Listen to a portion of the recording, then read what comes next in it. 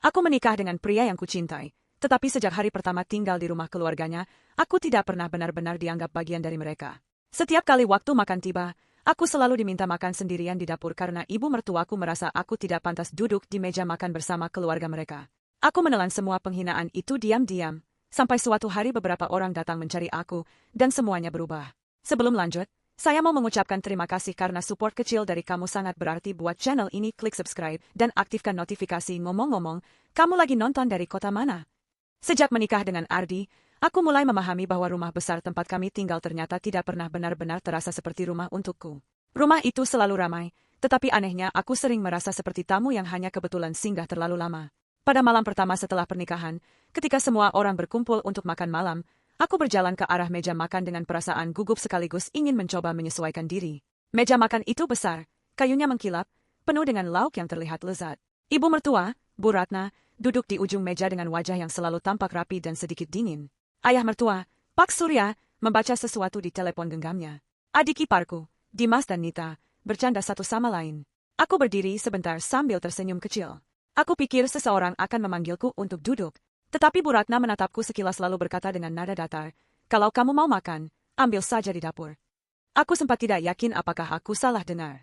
"Di dapur, Bu?" tanyaku pelan. Ia mengangguk tanpa melihatku lagi. "Iya, meja ini sudah penuh." Padahal jelas-jelas masih ada kursi kosong di sana. Ardi yang duduk di dekat ibunya menoleh kepadaku sebentar. Wajahnya terlihat tidak nyaman, tetapi ia tidak mengatakan apa-apa. Aku mencoba tersenyum agar suasana tidak terasa aneh. "Baik, Bu."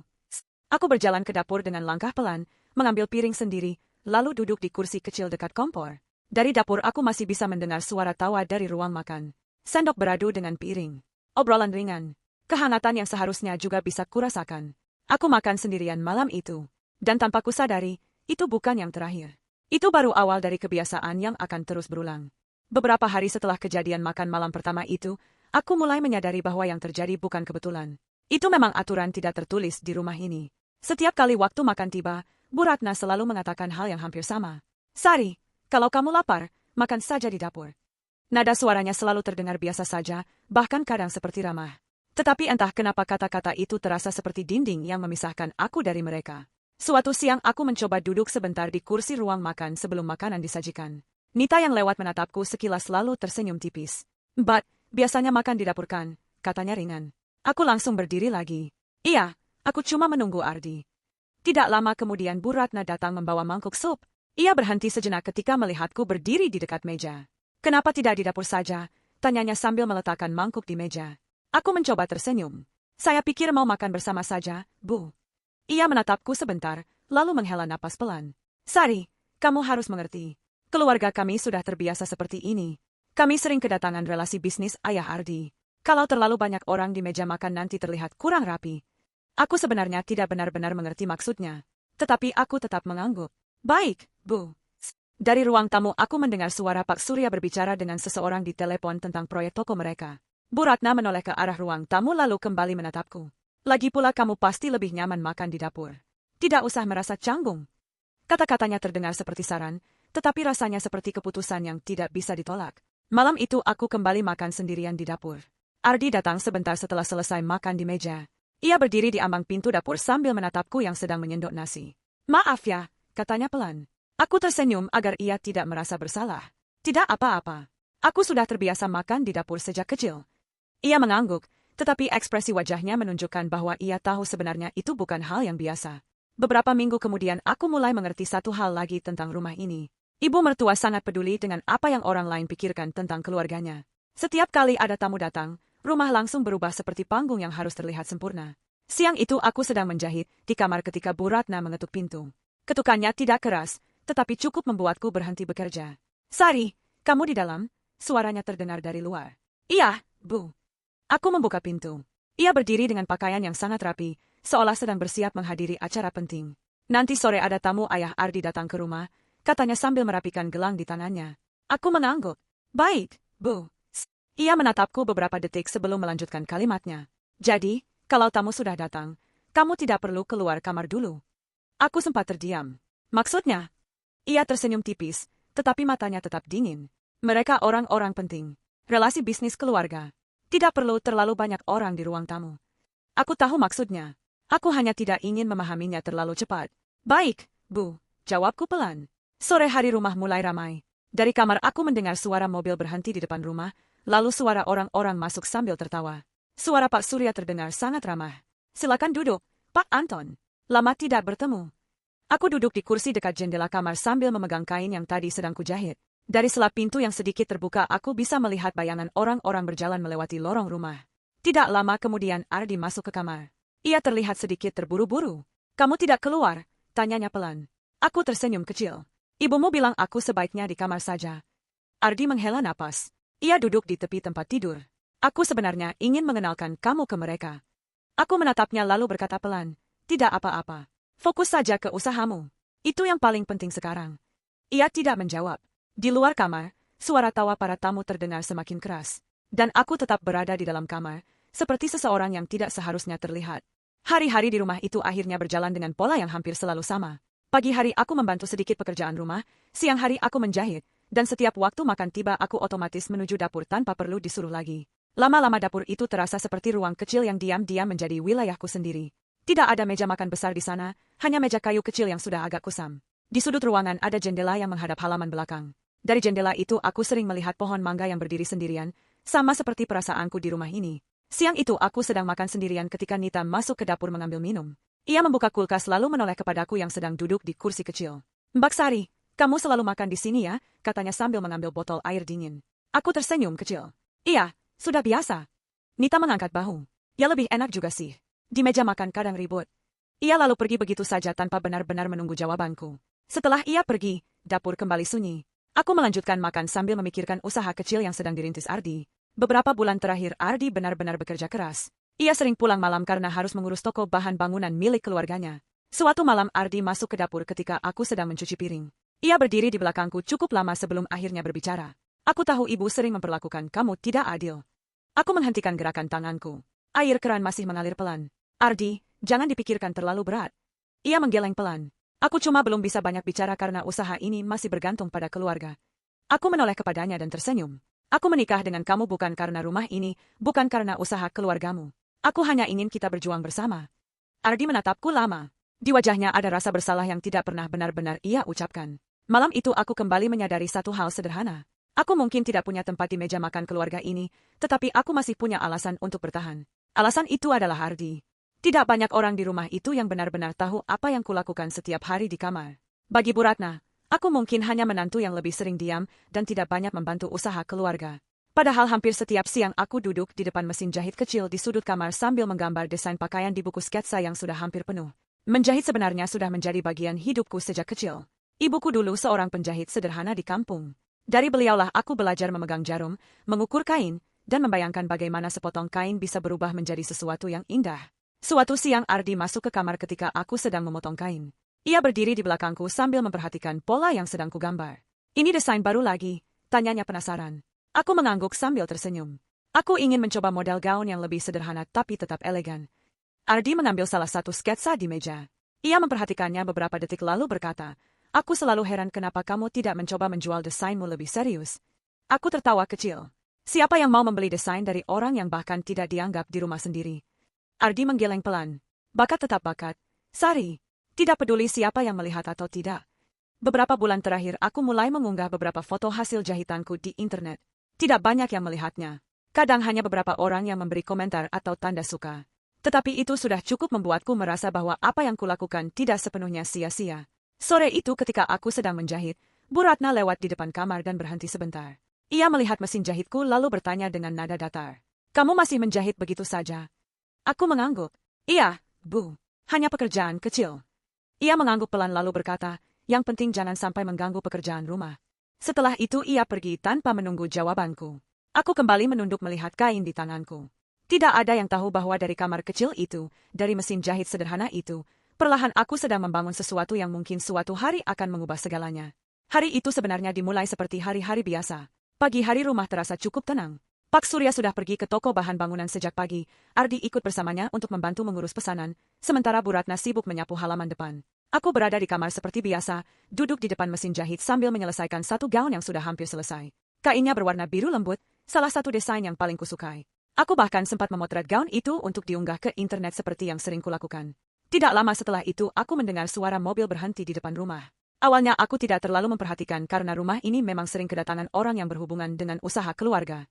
Tetapi beberapa menit kemudian terdengar suara seseorang berbicara cukup keras di ruang depan. "Permisi, apakah benar ini rumah Sari Lestari?" Aku yang sedang duduk langsung berhenti menjahit. "Nama itu namaku." Aku membuka pintu kamar pelan lalu berjalan ke arah ruang tamu. Dari lorong aku melihat dua orang pria dan seorang perempuan berdiri di dekat pintu. Mereka berpakaian rapi, seperti orang yang datang untuk urusan penting. Bu Ratna terlihat kebingungan di depan mereka. "Sari, maksudnya siapa?" tanyanya sambil melipat tangan. Salah satu pria itu menjawab dengan sopan. "Kami mencari Ibu Sari Lestari yang mendesain beberapa pakaian yang belakangan ini cukup menarik perhatian di media sosial." Aku berdiri beberapa langkah di belakang Bu Ratna lalu berkata pelan, "Saya Sari." Ketiga orang itu langsung menoleh ke arahku. Perempuan yang bersama mereka tersenyum lebar. Akhirnya kami bertemu langsung. Bu Ratna terlihat semakin bingung. Ia menatapku lalu menatap mereka lagi. "Ada keperluan apa mencari menantu saya?" Pria yang berdiri paling depan menjawab dengan tenang, "Kami datang dari butik di kota. Pemilik kami sangat tertarik dengan desain yang dibuat Ibu Sari. Kami ingin membicarakan kemungkinan kerja sama bisnis."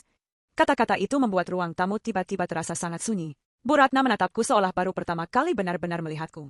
Ruang tamu yang biasanya terasa biasa saja tiba-tiba berubah menjadi sangat sunyi. Semua orang seperti menunggu sesuatu yang belum benar-benar mereka pahami. Bu Ratna berdiri dengan wajah kaku sementara tiga orang tamu itu menatapku dengan ekspresi ramah. Aku sendiri masih mencoba mencerna apa yang sebenarnya sedang terjadi. Pria yang berdiri paling depan kemudian mengulurkan tangan. "Perkenalkan, saya Bima dari butik Maheswari di kota. Ini rekan saya, Lani dan Pak Rendra." Aku menjabat tangannya dengan sedikit gugup. "Saya Sari." Bu Ratna masih terlihat bingung. Ia menatapku lalu berkata dengan nada yang mencoba tetap tenang. "Maaf, mungkin ada kesalahpahaman. Menantu saya hanya menjahit di rumah." Lani tersenyum sopan lalu berkata, "Justru itu yang membuat kami tertarik, Bu." Ia membuka tablet yang ia bawa lalu menunjukkan beberapa foto pakaian. Aku langsung mengenali semuanya. "Itu desain yang selama ini kuunggah di internet. Kami menemukan desain ini beberapa minggu lalu," kata Lani. "Awalnya hanya lewat media sosial. Tetapi setelah kami lihat lebih banyak, kami sadar desainnya sangat unik." Pak Rendra kemudian menambahkan, "Pemilik butik kami bahkan meminta kami mencari siapa yang membuatnya." Bu Ratna menatap layar tablet itu dengan wajah yang sulit dijelaskan. Mungkin ia tidak pernah menyangka bahwa kain-kain yang sering ia lihat di kamar kecilku bisa berubah menjadi sesuatu yang diperhatikan orang lain. Saat itu Ardi dan Pak Surya juga baru saja pulang dari toko. Mereka masuk ke ruang tamu dan langsung berhenti ketika melihat suasana yang tidak biasa. "Ada apa ini?" tanya Ardi. Aku menatapnya lalu berkata pelan, "Mereka datang mencari aku." Bima tersenyum dan menjelaskan semuanya sekali lagi. Setelah mendengar penjelasan itu, Ardi menatapku dengan mata yang penuh keterkejutan sekaligus bangga. "Aku sudah bilang kan," katanya pelan. "Di ruang tamu itu, untuk pertama kalinya sejak aku tinggal di rumah ini, namaku disebut dengan cara yang berbeda. Bukan sekadar menantu yang makan di dapur, tetapi seseorang yang karyanya dicari orang lain." Setelah suasana ruang tamu sedikit lebih tenang, kami semua akhirnya duduk bersama. Untuk pertama kalinya sejak aku tinggal di rumah itu, aku duduk di kursi ruang tamu bersama keluarga suamiku dan para tamu tanpa ada yang memintaku pergi ke dapur. Perasaan itu terasa aneh sekaligus canggung. Bima membuka map yang ia bawa lalu meletakkannya di atas meja. "Kami tidak ingin bertele-tele," katanya dengan suara tenang. "Pemilik butik kami sangat tertarik dengan desain Ibu Sari. Beliau ingin menawarkan kerja sama resmi." Pak Surya yang sejak tadi diam akhirnya bertanya, "Kerja sama seperti apa maksudnya?" Lani menjawab sambil membuka beberapa dokumen. "Kami ingin menjadikan beberapa desain Bu Sari sebagai koleksi khusus butik kami. Jika kerjasama ini berjalan lancar, kami juga ingin mengembangkan lini pakaian baru dengan Bu Sari sebagai desainer utamanya." Aku menatap dokumen itu dengan jantung yang berdetak lebih cepat. Semua ini terasa seperti sesuatu yang terlalu besar untukku. Bu Ratna masih duduk dengan wajah yang sulit ditebak. Ia melihat dokumen di meja lalu berkata pelan, "Apakah desain seperti itu benar-benar bernilai besar?" Pak Rendra tersenyum kecil. "Kami tidak akan datang jauh-jauh ke sini kalau tidak yakin, Bu." Ia kemudian menyebutkan angka yang membuat seluruh ruangan terdiam beberapa detik.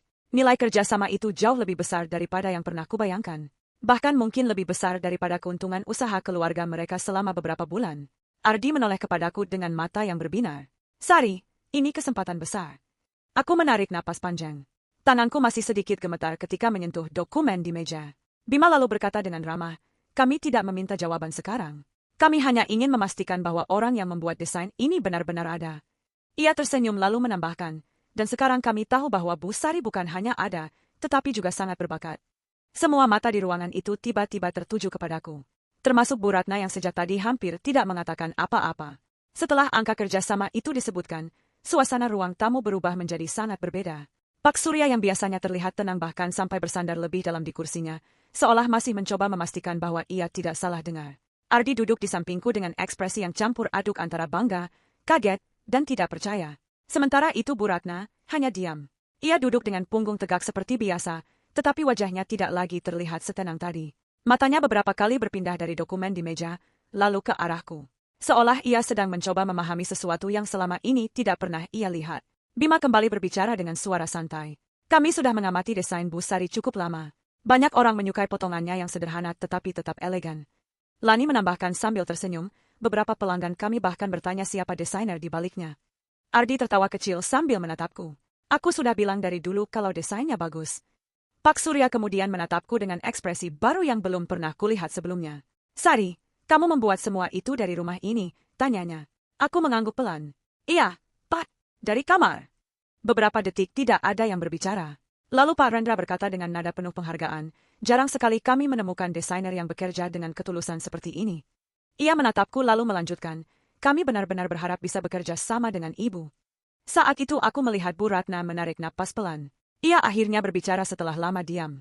Jadi, selama ini kamu menjahit semua itu di kamar, tanyanya. Aku mengangguk lagi. Iya, Bu. Bu Ratna menatapku cukup lama. Biasanya tatapan itu terasa dingin, tetapi kali ini berbeda. Ada sesuatu seperti kebingungan bercampur penyesalan di wajahnya. Namun ia tidak mengatakan apa-apa lagi. Ia hanya duduk diam ketika para tamu itu memuji desainku sekali lagi. Dan untuk pertama kalinya sejak aku masuk ke rumah ini, ibu mertuaku tidak punya satu pun kata untuk merendahkanku. Setelah pembicaraan panjang di ruang tamu selesai, Bima dan timnya akhirnya pamit pulang. Sebelum pergi, mereka meninggalkan beberapa dokumen kerjasama dan berkata bahwa mereka akan menunggu jawabanku dalam beberapa hari ke depan. Ardi mengantar mereka sampai ke halaman depan dengan wajah yang masih terlihat tidak percaya dengan apa yang baru saja terjadi. Ketika pintu rumah kembali tertutup, suasana di dalam rumah terasa sangat berbeda dari biasanya. Tidak ada yang langsung berbicara. Pak Surya berdiri sebentar sambil melihat dokumen di tangannya, lalu menoleh kepadaku. Sari, katanya dengan nada yang jauh lebih lembut dari biasanya, ternyata kamu menyimpan kemampuan sebesar ini. Aku hanya tersenyum kecil. Tidak lama kemudian Bu Ratna berdiri dari kursinya. Ia terlihat seperti ingin mengatakan sesuatu tetapi masih ragu. Beberapa detik kemudian ia akhirnya berjalan ke arah dapur. Aku pikir ia hanya ingin mengambil minum seperti biasa. Tetapi beberapa menit kemudian ia kembali ke ruang makan dan berkata dengan suara yang cukup jelas. Makan malam sudah siap. Kalimat itu terdengar biasa saja, tetapi cara ia mengatakannya terasa berbeda. Semua orang mulai berjalan ke arah meja makan. Aku juga berdiri, tetapi langkahku otomatis menuju dapur seperti yang selalu kulakukan selama ini. Ketika aku hampir sampai di pintu dapur, suara Bu Ratna menghentikanku. Sari. Aku menoleh. Ia berdiri di dekat meja makan sambil menatapku. Duduk saja di sini. Aku sempat terdiam beberapa detik. Mungkin karena kalimat itu terasa sangat asing. Ardi tersenyum lebar sambil menarik kursi di sampingnya. Sini, katanya pelan. Aku berjalan mendekat lalu duduk di kursi itu. Untuk pertama kalinya sejak aku menikah dengan Ardi, aku duduk di meja makan bersama seluruh keluarga mereka. Bu Ratna tidak mengatakan apa-apa lagi malam itu. Tetapi ketika ia meletakkan piring di depanku, ia berkata pelan, makan yang banyak. Dan entah kenapa kalimat sederhana itu terasa seperti sesuatu yang sangat panjang menunggu untuk terjadi.